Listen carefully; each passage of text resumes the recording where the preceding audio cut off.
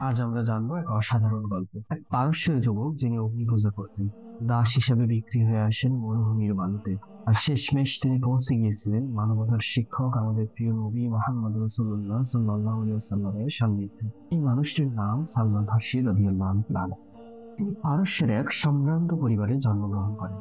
তার পিতা ছিলেন একজন অগ্নিপূজক পুরোহিত, কিন্তু সালমান ফার্সি সত্য অনুসন্ধানের খোঁজে ঘর ছাড়েন, খ্রিস্টান পাদ্রীদের সংস্পর্শে আসেন। তারপর একের পর এক গুরু তিনি পাল্টাতে থাকেন। একটা সময় তিনি জানতে পারেন একজন শেষ নবীর আগমন হবে আরবে। তিনি কালক্ষেপণ না করে আরবের দিকে তার পথ চলা শুরু করেন। ভাগ্যের কি নির্মম পরিহাস, এক বাণিজ্যিক কাফেলার সঙ্গে তিনি আরবে এসে পৌঁছালেন। সেই কাফেলা তাকে দাস হিসেবে বিক্রি করে দিলেন। তাকে ক্রয় করলেন ইয়াসরিবের একজন ইহুদি মালিক। কিছুদিনের মধ্যেই রাসূল সাল্লাল্লাহু আলাইহি ওয়াসাল্লাম মক্কা থেকে মদিনাতে হিজরত করলেন। মদিনার তৎকালীন নাম ছিল ইয়াসরিব। সালমান ফার্সি রাদিয়াল্লাহু তাআলা আনহু মালিকের বাগানে হাড় ভাঙা পরিশ্রম করে যাচ্ছেন, আর অপেক্ষায় আছেন কখন আসবে সে সত্য, যে সত্য আলিঙ্গনের জন্য তিনি এতটা পথ পাড়ি দিয়ে মদিনায় এসে পৌঁছেছেন। রাসূল সাল্লাল্লাহু আলাইহি ওয়াসাল্লাম মদিনাতে আসার খবরে তিনি অনেকটা উদ্গ্রীব ছিলেন। ধর্মগ্রন্থ পর্যালোচনা করে তিনি তিনটি বিষয় চিহ্নিত করেছিলেন যার মাধ্যমে শেষ নবী মুহাম্মদ রাসূলুল্লাহ সাল্লাল্লাহু আলাইহি ওয়াসাল্লামকে চেনা যাবে।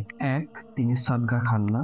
দুই, তিনি হাদিয়া গ্রহণ করেন না। তিন, তার পিঠে মোহরে নবুয়ত রয়েছে। সালমান ফার্সি রাদিয়াল্লাহু তাআলা আনহু উপলব্ধি করলেন সবকিছুই আগমনকৃত নবীর সঙ্গে মিলে যাচ্ছে। তখন তিনি কাঁদতে কাঁদতে মুহাম্মদ রাসূলুল্লাহ সাল্লাল্লাহু আলাইহি ওয়াসাল্লামের কাছে গিয়ে তার সমস্ত ঘটনা খুলে বলেন এবং ইসলামের যে অমীয় সুধা তা পান করে নেন। কিন্তু তখনও তিনি দাসত্বের শৃঙ্খলে বন্দী। রাসূল সাল্লাল্লাহু আলাইহি ওয়াসাল্লাম তার মুক্তির ব্যবস্থা করেন। কিন্তু তখন ইহুদি মালিক একটি শর্ত জুড়ে দেন।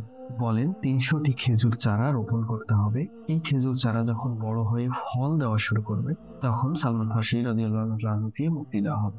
রাসূল সাল্লাল্লাহু আলাইহি ওয়াসাল্লাম এই কথা শুনে তিনি নিজ হাতে ইহুদির বাগানে খেজুর চারা রোপণ করেন। খুব কম সময়ের মধ্যেই সেই খেজুর চারাগুলোই ফল আসা শুরু করে। সালমান ফার্সি রাদিয়াল্লাহু আনহু মুক্তি পেয়ে যান এবং ইসলামের যে অমীয় ছায়া, সে ছায়ায় তিনি পূর্ণাঙ্গভাবে নিজেকে সঁপে দেন। সালমান ফার্সি রাদিয়াল্লাহু আনহু একজন অন্যতম শ্রেষ্ঠ সাহাবী। রাসূল সাল্লাল্লাহু আলাইহি ওয়াসাল্লাম জীবদ্দশায় সালমান ফার্সির অনেক পরামর্শ গ্রহণ করেছেন।